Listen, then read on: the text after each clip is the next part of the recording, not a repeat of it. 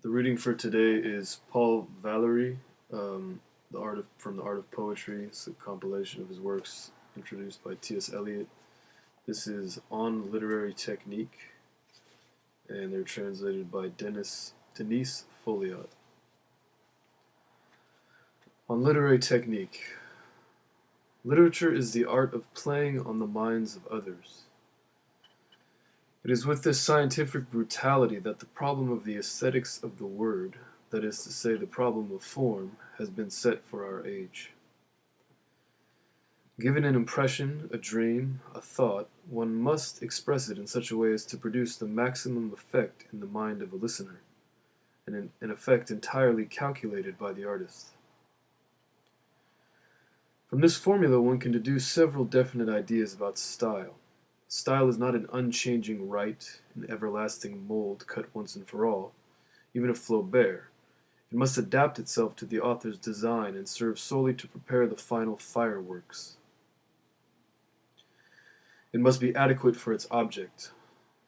Finally, the writer must be master of various notes in the scale of expression so as to produce multiple effects, just as a musician has the choice of a certain number of notes and tempos.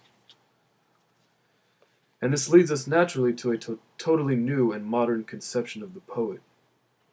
He is no longer the disheveled madman who writes a whole poem in the course of one feverish night. He is a cool scientist, almost an algebraist, in the service of a subtle dreamer.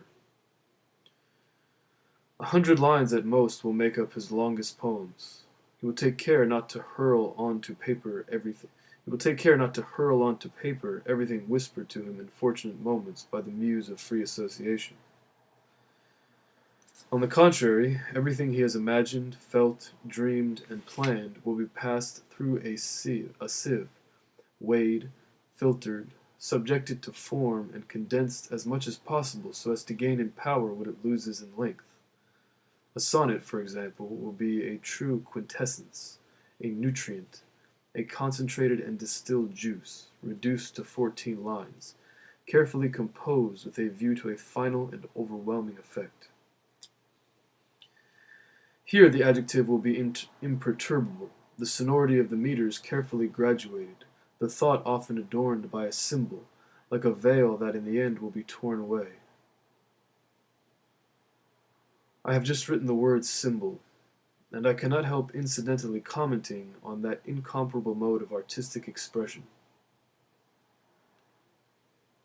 Having been in everyday use among all mystical peoples, it vanished in the face of rationalism and materialism. Artists forgot the beauty of allegory, and yet, as Charles Baudelaire wrote, it is an essential aesthetic form. Today, poets of merit such as Sully Prudhomme and Mallarmé have demonstrated all the advantages that a renewed respect for symbolism could bring to contemporary literature. So, in our opinion, the poet's only aim is to prepare its climax. The poem's only aim is to prepare its climax. We cannot find a better comparison than to stare to a magnificent altar with steps of porphyry surmounted by the tabernacle. The ornaments, the candles, the golden vessels, the clouds of incense, everything rises towards and is arranged to draw one's attention to the monstrance, to the last line. The composition that lacks this progression has a fatally monotonous appearance, however rich and cunningly wrought it may be. In our opinion, this is the great fault of the sonnets of De Heredia, for example, which are too fine the whole time, from one end to the other. Each line has its own life, its particular splendor, and distracts the mind from the whole.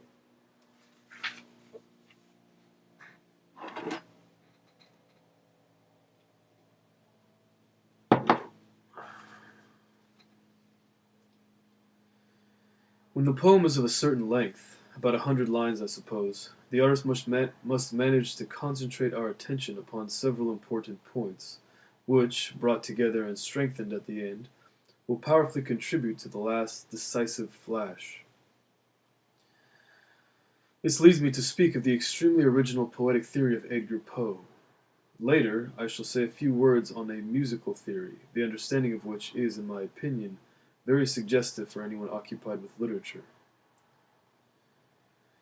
Edgar Allan Poe, mathematician, philosopher, and great writer, clearly demonstrates in his curious little work the philosophy of composition, the mechanics of poetic creation as he understands and practices it. None of his works contains a more acute analysis or more strictly logical development of the principles discovered by observation. It is entirely an a posteriori technique, based on the psychology of the listener, on the knowledge of the different notes that must be sounded in another's soul.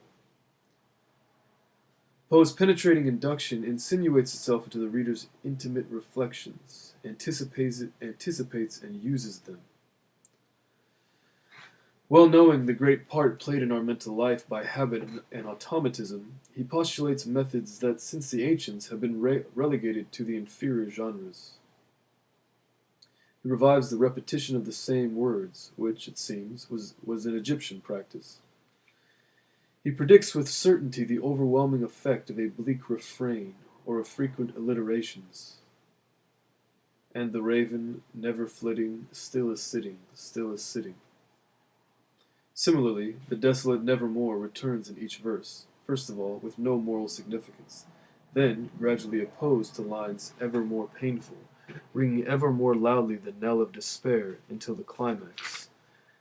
And my soul from out that shadow lies floating on the floor, shall be lifted nevermore.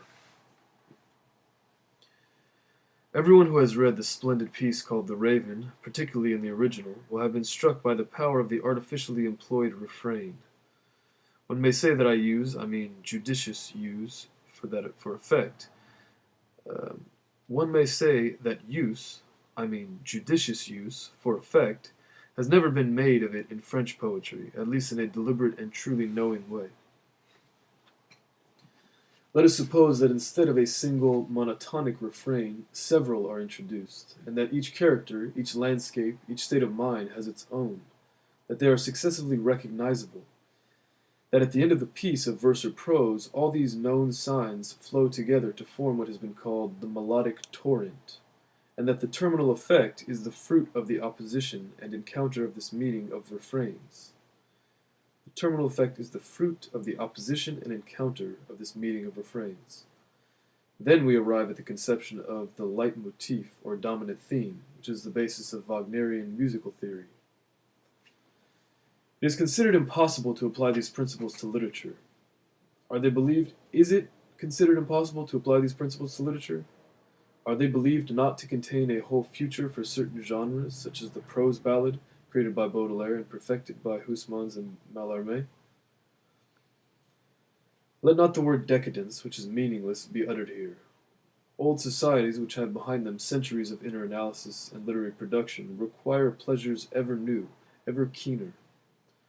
For ourselves, we will never complain of living in an age in which such men as Hugo, Flaubert, and the Goncourts exist, in which the effete sensibility of a Verlaine opposes the enormous vitality of a Zola, in which one can enjoy the rare spectacle of the brutality of the life struggle, of commercialism, of the effacement of personality, contrasted with feminism and the exquisite languor of artists and refined dilettanti. We take pleasure in this sublime antithesis. The barbarous grandeur of the industrial world faced with the extremes of elegance and the morbid search for the rarest pleasures. And we love the art of this age, complicated and artificial, too vibrant, too tense, too musical, and all the more as it becomes more mysterious, narrower, more inaccessible to the crowd. What matter if it be closed to the majority, if its ultimate expressions remain the luxury of a small number, provided that with the few elect, whose divine realm it is, it reaches the highest degree of splendor and purity. November 1889. And here is the French.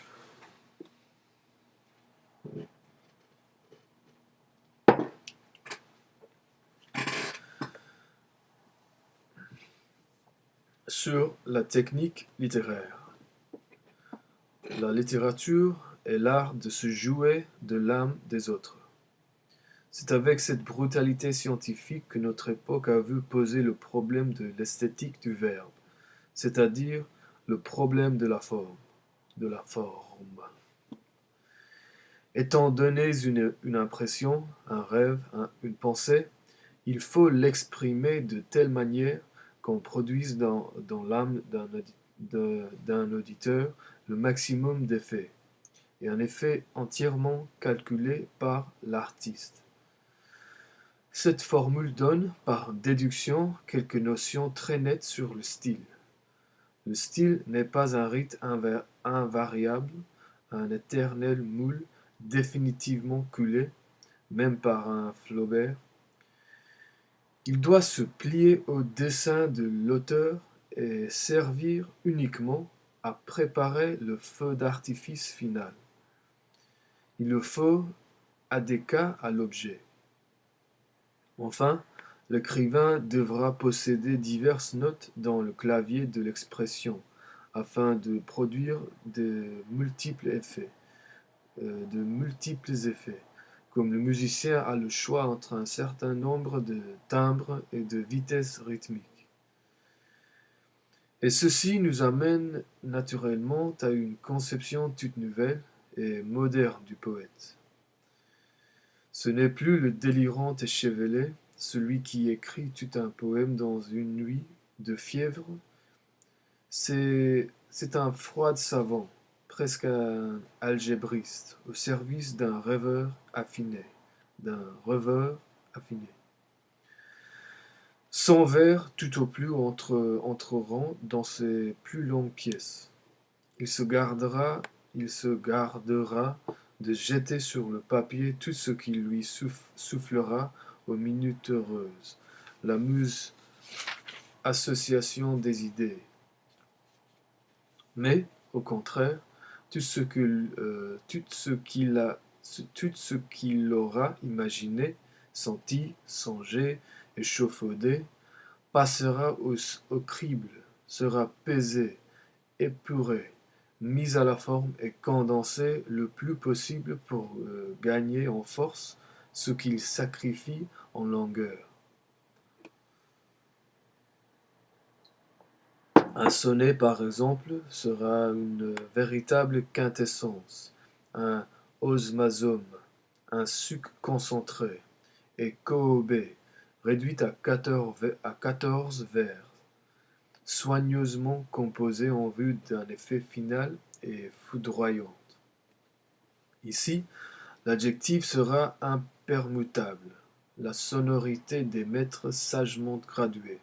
La pensée suivante paraît d'un symbole, voilà qui se déchirera à la fin. Voile qui se déchirera à la fin. Je viens d'écrire le mot de symbole et je ne puis m'empêcher en passant de toucher à cet incomparable mode d'expression artistique. Après avoir été chez nous, chez tous les peuples mystiques d'un quotidien emploi, il a disparu devant le rationalisme et le matérialisme. Les artistes ont oublié la beauté de l'allégorie, et cependant, comme l'a écrit Charles Baudelaire, c'est une forme esthétique essentielle. Aujourd'hui, des poètes de la valeur, de Sully Prudhomme et de Mallarmé ont montré tout le parti que la littérature contemporaine pourrait tirer du symbolisme remis en honneur. Ainsi, le poème, selon nous, n'a d'autre but que de préparer son dénouement. Nous ne pouvons mieux le comparer qu'au degré d'un autel magnifique, aux marches de porphyre que domine le tabernacle. L'ornement, les cierges, les orfèvreries, les fumées d'encens, toutes ces lances, tout est disposé pour fixer l'attention sur l'ostensoir, sur le dernier vers. La composition ou cette gradation fait défaut à un aspect fatalement monotone. si riche et savamment ficelée soit-elle. C'est, à notre avis, le grand défaut des sonnets de Heredia, par exemple, qui sont trop beaux, tout de long, d'un bout à l'autre. Chaque vers a sa vie propre, sa splendeur particulière et détourne l'esprit de l'ensemble. Chaque vers a sa vie propre, sa splendeur particulière et détourne l'esprit de l'ensemble.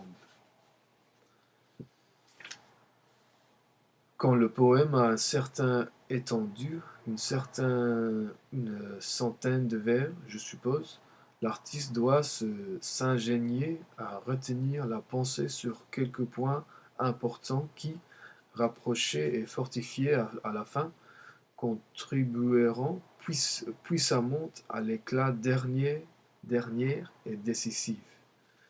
Ceci m'amène à parler de la poétique si originale d'Edgar Poe. Je dirai ensuite quelques mots d'une théorie musicale dont la connaissance est à mon avis très suggestive pour quiconque s'occupe de la littérature. Edgar Allan Poe, mathématicien, philosophe et grand écrivain, dans son curieux opuscule La genèse d'un poème, The Philosophy of Composition, démontre avec netteté le mécanisme de la gestation poétique, tel qu'il la pratique et qu'il l'entend. Aucune de ses œuvres ne renferme plus d'acuité dans l'analyse, plus de rigueur dans le logique développement des principes découverts par l'observation.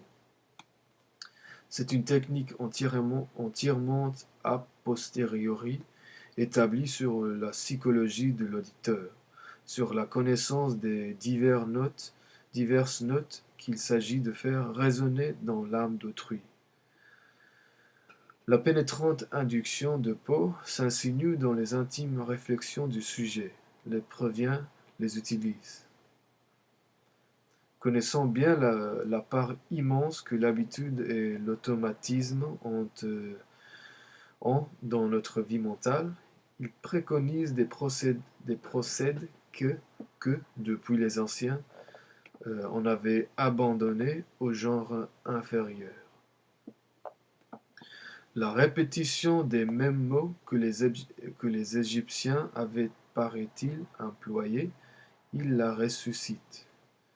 Il prévoit, à coup sûr, l'effet accablant d'un morne refrain d'allitération fréquente. And the raven, never flitting, still is sitting, still is sitting, still is sitting. De même, le désolant Nevermore revient à chaque strophe. D'abord, sans signification morale, peu à peu opposée à des phrases de plus en plus douloureuses, de plus en plus sonnantes, un glas de désespoir, jusqu'au dénouement. Et mon âme de cette ombre qui gît à terre, ne s'élancera jamais plus, nevermore. Tous ceux qui ont lu le splendide morceau intitulé Le Corbeau, surtout dans le texte, auront été frappés de la force du refrain artificieusement employé.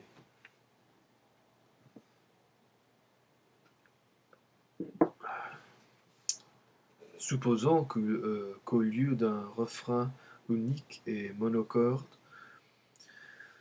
on en introduise plusieurs, que chaque personnage, chaque paysage, chaque état de l'âme ait le sien propre, qu'on les reconnaisse au passage, qu'à la fin de la pièce de vers ou de prose, tous ces signes connus confluent pour former ce qu'on a appelé le torrent mélodique, et que l'effet terminal soit le fruit de l'opposition, de la rencontre, du rapprochement des refrains, et nous arrivons à la conception du leitmotiv ou motif dominant qui est à la base de la théorie musicale wagnérienne. Croit-on impossible d'appliquer ces principes à la littérature? Croit-on qu'il ne renferme pas tout un avenir pour certains genres, tels que la ballade en prose, création de Baudelaire, perfectionnée par Huysmans et Mallarmé? Et ici, ne pas prononcer le mot décadence, qui ne signifie rien. Aux vieilles sociétés qui ont des siècles d'analyse antérieure de la production littéraire, il faut des plaisirs nouveaux, toujours plus aigus. Pour nous, nous ne nous plaindrons jamais de vivre à un temps où l'on voit coexister des Hugo, des Flaubert, des Goncourt, où la maladive sensibilité d'un Verlain fait face à l'énorme vitalité d'un Zola. Où la maladive sensibilité d'un Verlain fait face à l'énorme vitalité d'un Zola. Où l'on peut jouir de cet rare spectacle, la brutalité de la concurrence vitale, du mercantilisme, de l'effacement de la personnalité, opposé au féminisme, à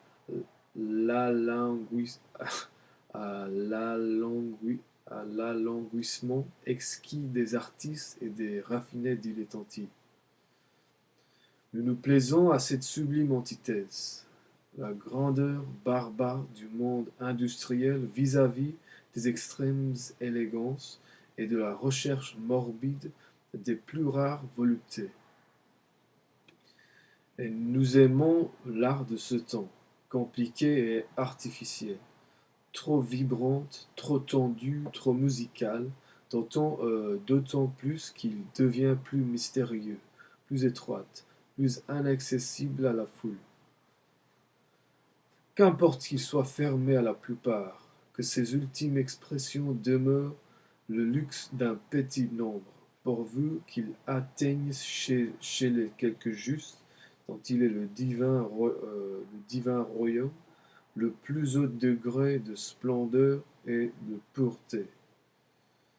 Novembre 1889.